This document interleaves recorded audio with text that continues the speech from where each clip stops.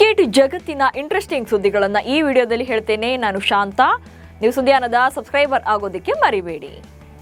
ಭಾರತ ಮತ್ತು ಅಫ್ಘಾನಿಸ್ತಾನ ನಡುವಿನ ಎರಡನೇ ಏಕದಿನ ಪಂದ್ಯ ಶುರುವಾಗಿದೆ. ಲಕ್ನೋದ ಏಕನಾ ಕ್ರಿಕೆಟ್ ಸ್ಟೇಡಿಯಂನಲ್ಲಿ ನಡೀತಾ ಇರುವಂತಹ ಈ ಮ್ಯಾಚ್ ಅಲ್ಲಿ ಟಾಸ್ ಗೆದ್ದಂತ ಅಫ್ಘಾನಿಸ್ತಾನ ತಂಡದ ನಾಯಕ ಹಶ್ಮತುಲ್ಲಾ ಶಾಹಿದಿ ಬೌಲಿಂಗ್ ಅನ್ನು ಸೆಲೆಕ್ಟ್ ಮಾಡಿಕೊಂಡಿದ್ದಾರೆ. ಹೀಗಾಗಿ ಟೀಂ ಇಂಡಿಯಾ ಬ್ಯಾಟಿಂಗ್ ಮೂಲಕ ತಕ್ಕ ಉತ್ತರವನ್ನ ನೀಡ್ತಾ ಇದ್ದು ಇವತ್ತಿನ ಪಂದ್ಯ ಗೆದ್ರೆ ಭಾರತ ಇನ್ನೂ ಒಂದು ಪಂದ್ಯ ಬಾಕಿ ಇರುವಂತೆಯೇ ಸರಣಿಯನ್ನ ಕೈವಶ ಮಾಡಿಕೊಳ್ಳಲಿದೆ. ಟೀಂ ಇಂಡಿಯಾ ಇನ್ನು ಈ ಪಂದ್ಯಕ್ಕೆ ತನ್ನ ಪ್ಲೇಯಿಂಗ್ 11 ನಲ್ಲಿ 3 ಬದಲಾವಣೆಗಳನ್ನು ಮಾಡಿರುವಂತದ್ದು. ಕಳೆದ ಮ್ಯಾಚ್ನಲ್ಲಿ ಕಣಕ್ಕಿಳಿದಿದ್ದಂತ ನಿತೀಶ್ ಕುಮಾರ್ ರೆಡ್ಡಿ ಅವರನ್ನ ಈ ಪಂದ್ಯದಿಂದ ಕೈಬಿಡಲಾಗಿದೆ. ರೆಡ್ಡಿ ಬದಲಿಗೆ ಯಶಸ್ವಿ ಜೈಸ್ವಾಲ್ ಕಣಕ್ಕಿಳಿದಿದ್ದಾರೆ. ಹಾಗೆ ಪ್ರಸಿದ್ಧ ಕೃಷ್ಣ ಬದಲಿಗೆ ಪ್ರಿನ್ಸ್ ಯಾದವ್ಗೆ ಸ್ಥಾನವನ್ನ ನೀಡಲಾಗಿದೆ. ಇನ್ನು ಹರ್ಷ್ ದುಬೆ ಅವರ ಸ್ಥಾನದಲ್ಲಿ ಕುಲ್ದೀಪ್ ಯಾದವ್ ಕಣಕ್ಕಿಳಿದಿರುವಂತದ್ದು. ಶ್ರೀಲಂಕಾದ ದಂಬುಲಾದಲ್ಲಿ ನಡೆದ Bharat A versus Sri Lanka A ಪಂದ್ಯದಲ್ಲಿ ನಡೆದ ವಾಕ್ಸಮರ ಹಾಗೆ ತಳ್ಳಾಟದ ವಿಚಾರಕ್ಕೆ ಸಂಬಂಧಪಟ್ಟಂತೆ ಇಬ್ಬರು ಲಂಕಾ ಆಟಗಾರರಿಗೆ ಮ್ಯಾಚ್ ರೆಫರಿ ದಂಡವನ್ನ ವಿಧಿಸಿದ್ದಾರೆ. ಶ್ರೀಲಂಕಾದ ವಿಶೇನ್ ಹಲಂಬಗೆ ಹಾಗೆ ನಿರೋಷನ್ ಡಿಕ್ವೆಲ್ಲಾ ಮ್ಯಾಚ್ ರೆಫರಿ ದಂಡ ವಿಧಿಸಿದ್ದಾರೆ. ಪಂದ್ಯ ಮುಗಿದ ಒಂದು ದಿನದ ಬಳಿಕ ಇಡೀ ಘಟನೆಯ ಬಗ್ಗೆ ಕೂಲಂಕುಷವಾಗಿ ತನಿಖೆ ನಡೆಸಿರುವಂತಹ ಪಂದ್ಯದ ರೆಫರಿ ಆಟಗಾರರಿಗೆ ದಂಡವನ್ನು ವಿಧಿಸಿದ್ದಾರೆ. ವೈಭವ್ ಸೂರ್ಯವಂಶಿ ವಿರುದ್ಧ ಬಿಸಿಸಿಐ ಯಾವುದೇ ಕ್ರಮವನ್ನು ಕೈಗೊಂಡಿಲ್ಲ. ಭಾರತದ ವೈಭವ್ ಸೂರ್ಯವಂಶಿ ಶ್ರೀಲಂಕಾ ಎ ತಂಡದ ಆಟಗಾರರೊಂದಿಗೆ ಜಗಳ ಮಾಡಿಕೊಂಡಿದ್ದು ದೊಡ್ಡ ವಿವಾದಕ್ಕೆ ಕಾರಣವಾಗಿತ್ತು. ಘಟನೆಯ ಬಳಿಕ ಶ್ರೀಲಂಕಾದ ಕೆಲ ಹಿರಿಯ ಆಟಗಾರರು ವೈಭವ್ ಸೂರ್ಯವಂಶಿ ಬೆಂಬಲಕ್ಕೆ ನಿಂತಿದ್ದಾರೆ ಎನ್ನಲಾಗಿದೆ. ಘಟನೆಯ ಬಳಿಕ ಸೂರ್ಯವಂಶಿ ಜೊತೆಗೆ ಮಾತನಾಡಿರುವಂತಹ ಶ್ರೀಲಂಕಾದ ಹಿರಿಯ ಆಟಗಾರರು ಘಟನೆಯ ಬಗ್ಗೆ ವಿಷಾದ ವ್ಯಕ್ತಪಡಿಸಿದ್ದಾರೆ. ಭಾರತ ಎ ತಂಡದ ಆಟಗಾರರಿಗೆ ಇವತ್ತಿನ ಪಂದ್ಯ ನಿರ್ಣಾಯಕವಾಗಿದೆ. ಇದರ ಬೆನ್ನಲ್ಲೇ ವೈಭವ್ ಸೂರ್ಯವಂಶಿ ಮತ್ತೆ ಬೇಗನೆ ಔಟ್ ಆಗುವ ಮೂಲಕ ಭಾರತ ತಂಡಕ್ಕೆ ಆರಂಭಿಕ ಆಘಾತ ನೀಡಿದ್ರು. ತ್ರಿಕೋನ ಸರಣಿಯ 5ನೇ ಪಂದ್ಯದಲ್ಲಿ ಭಾರತ ಎ ತಂಡ ಮೊದಲಿಗೆ ಬ್ಯಾಟಿಂಗ್ ಮಾಡಿದ್ದು ಓಪನರ್ ಆಗಿ ಕಣಕ್ಕಿಳಿದ ಸೂರ್ಯವಂಶಿ ಮೊದಲ ಎಸೆತದಲ್ಲೇ ಜೀವದಾನ ಪಡ್ಕೊಂಡ್ರು. ಆ ನಂತರ ಬಿರುಸಿನ ಬ್ಯಾಟಿಂಗ್ಗೆ ಒತ್ತು ನೀಡಿದಂತ ವೈಭವ್ 28 ಎಸೆತಗಳಲ್ಲಿ 38 ರನ್ ಗಳಿಸಿ ಔಟ್ ಆಗಿದ್ದಾರೆ. ಇನ್ನು 4 ಪಂದ್ಯಗಳಲ್ಲೂ ಕೂಡ ಅರ್ಧಶತಕ ಸಿಡಿಸದೆ ಔಟ್ ಆಗಿರೋದು ವೈಭವ್ ಸೂರ್ಯವಂಶಿಯ ದಾಖಲೆ ನಿರ್ಮಿಸಿದ್ದಾರೆ. ವೈಭವ್ ಸೂರ್ಯವಂಶಿ ಸರಣಿಯ 4 ಪಂದ್ಯಗಳ ಮೂಲಕ ಒಟ್ಟು 117 ರನ್ಗಳನ್ನು ಕಲೆ ಹಾಕಿದ್ದಾರೆ.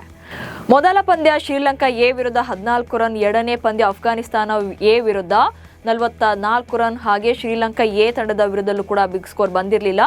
ಈಗ 4ನೇ ಪಂದ್ಯದಲ್ಲಿ 38 ರನ್ ಗಳಿಸಿದ ವೈಭವ್ 4 ಇನ್ನಿಂಗ್ಸ್ಗಳ ಮೂಲಕ ತಮ್ಮ ಕರಿಯರ್ನ ಮೊದಲ ತ್ರಿಕೋನ ಸರಣಿಯಲ್ಲಿ 100 ರನ್ಗಳ ಗಡಿ ದಾಟಿದ್ದಾರೆ. ಭಾರತ ಎ ತಂಡ ಅಫ್ಘಾನಿಸ್ತಾನ ಎ ತಂಡದ ಎದುರು ಗೆದ್ದರೆ ಮಾತ್ರ ಫೈನಲ್ ರೇಸ್ನಲ್ಲಿ ಉಳಿಯಬಹುದು. ಟೂರ್ನಿಯ ಮೊದಲ ಪಂದ್ಯದಲ್ಲಿ ಶ್ರೀಲಂಕಾ ಎ ವಿರುದ್ಧ ಭರ್ಜರಿಯಾಗಿ ಗೆದ್ದು ಶುಭಾರಂಭ ಮಾಡಿದ ಭಾರತ ಎ ತಂಡ ಆನಂತರದಲ್ಲಿ 2 ಪಂದ್ಯಗಳಲ್ಲಿ ಸೋಲನ್ನು ಕಂಡಿದೆ. ಲೀಗ್ ಹಂತದಲ್ಲಿ ಭಾರತ 3 ಪಂದ್ಯಗಳಿಂದ ಕೇವಲ 2 ಅಂಕಗಳನ್ನು ಹೊಂದಿದ್ದು ಅಂಕಪಟ್ಟಿಯಲ್ಲಿ 2ನೇ ಸ್ಥಾನದಲ್ಲಿದೆ. ಒಂದು ವೇಳೆ ಭಾರತ ಗೆದ್ದರೆ ಫೈನಲ್ಗೆ ಸೋತರೆ ಗಂಟು ಮೂಟೆಯನ್ನು ಕಟ್ಟಬೇಕಾಗುತ್ತೆ. ಮಹಿಳಾ ಟಿ20 ವಿಶ್ವಕಪ್ನಲ್ಲಿ ಭಾರತ ವಿರುದ್ಧ ಹೀನಾಯ ಸೋಲಿನ ಬಳಿಕ ಪಾಕಿಸ್ತಾನ ಮಹಿಳಾ ತಂಡಕ್ಕೆ ಮತ್ತೊಂದು ಆಘಾತ ಎದುರಾಗಿದೆ. ನಿಧಾನಗತಿಯ ಓವರ್ ಬೌಲಿಂಗ್ ಕಾರಣಕ್ಕೆ ಐಸಿಸಿ ತಂಡಕ್ಕೆ ಪಂದ್ಯ ಶುಲ್ಕದ 5% ದಂಡ ವಿಧಿಸಿದೆ. ಟೀಂ ಇಂಡಿಯಾ ವಿರುದ್ಧದ ಪಂದ್ಯದಲ್ಲಿ ಪಾಕಿಸ್ತಾನ ತಂಡ ಸರಿಯಾದ ಸಮಯಕ್ಕೆ ಓವರ್ಗಳನ್ನು ಕಂಪ್ಲೀಟ್ ಮಾಡದೇ ಇದ್ದದಕ್ಕೆ ಐಸಿಸಿ ಈ ಶಿಕ್ಷೆಯನ್ನು ವಿಧಿಸಿದೆ. ನಿಧಾನಗತಿಯ ಓವರ್ ನಿಯಮ ಉಲ್ಲಂಘನೆ ಮಾಡಿದ್ದಕ್ಕಾಗಿ ಇಡೀ ಪಾಕಿಸ್ತಾನ ತಂಡಕ್ಕೆ ಪಂದ್ಯ ಶುಲ್ಕದ 5% ಮೊತ್ತವನ್ನು ಕಡಿತಗೊಳಿಸಲಾಗಿದೆ. ಮಹಿಳಾ ಟಿ20 ವಿಶ್ವಕಪ್ನ ಗ್ರೂಪ್ ಹಂತದ ಪಂದ್ಯದಲ್ಲಿ ಶ್ರೀಲಂಕಾ ತಂಡ ಹಾಲಿ ಚಾಂಪಿಯನ್ ಆಗಿರುವಂತಹ ನ್ಯೂಜಿಲೆಂಡ್ ವಿರುದ್ಧ 5 ವಿಕೆಟ್ಗಳ ಭರ್ಜರಿ ಗೆಲುವನ್ನು ದಾಖಲು ಮಾಡಿದೆ. ಇದು ಟಿ20 ವಿಶ್ವಕಪ್ನ ಇತಿಹಾಸದಲ್ಲಿ ಕಿವೀಸ್ ಪಡೆ ವಿರುದ್ಧ ಶ್ರೀಲಂಕಾ ಮಹಿಳಾ ತಂಡದ ಮೊದಲ ಗೆಲುವು.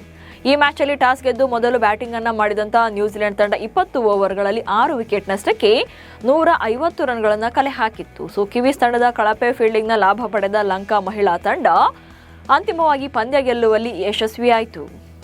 Team India leg spinner Yuzvendra Chahal ಬೌಲಿಂಗ್ನಲ್ಲಿ ಮಾತ್ರವಲ್ಲ ಬ್ಯಾಟಿಂಗ್ನಿಂದಲೂ ಕೂಡ ಸದ್ದು ಮಾಡಿದ್ದಾರೆ. ಇಂಗ್ಲೆಂಡ್ನ ಮಾಜಿ ಕ್ರಿಕೆಟಿಗ ಕೆವಿನ್ ಪೀಟರ್ಸನ್ ನೀಡಿದ ವಿಶಿಷ್ಟ ಬ್ಯಾಟಿಂಗ್ ಸವಾಲನ್ನು ಸ್ವೀಕರಿಸಿದಂತಹ ಚಹಲ್ ಸಿಡಿಲಬ್ಬರದ ಬ್ಯಾಟಿಂಗ್ ಪ್ರದರ್ಶನ ಮಾಡಿದ್ರು. 29 ಎಸೆತಗಳಲ್ಲಿ ಶತಕ ಪೂರೈಸಿದ್ದಾರೆ. ಈ ಮೂಲಕ ದಕ್ಷಿಣ ಆಫ್ರಿಕಾದ ಸ್ಫೋಟಕ ಬ್ಯಾಟ್ಸ್ಮನ್ ಎಬಿ ಡಿವಿಲಿಯರ್ಸ್ ಅವರ ದಾಖಲೆಯನ್ನು ಬ್ರೇಕ್ ಮಾಡಿದ್ದಾರೆ. ಇನ್ನು ಎಬಿಡಿ ಪೀಟರ್ಸನ್ ನೀಡಿದಂತಹ ಸವಾಲಿಗೆ 30 ಎಸೆತಗಳಲ್ಲಿ ಸೆಂಚುರಿ ಸಿಡಿಸಿದ್ರು. ಸವಾಲು ಸ್ವೀಕರಿಸಿ ಸಕ್ಸಸ್ ಆದ ಚಹಲ್ ಅವರನ್ನ ಪೀಟರ್ಸನ್ ತಬ್ಬಿಕೊಂಡು ಅಭಿನಂದನೆ ಸಲ್ಲಿಸಿದ್ರು. ಇವಿಷ್ಟು ಇವತ್ತಿನ ಕ್ರಿಕೆಟ್ ಬಗೆಗಿನ ಸುದ್ದಿಗಳು. ನಮಸ್ಕಾರ.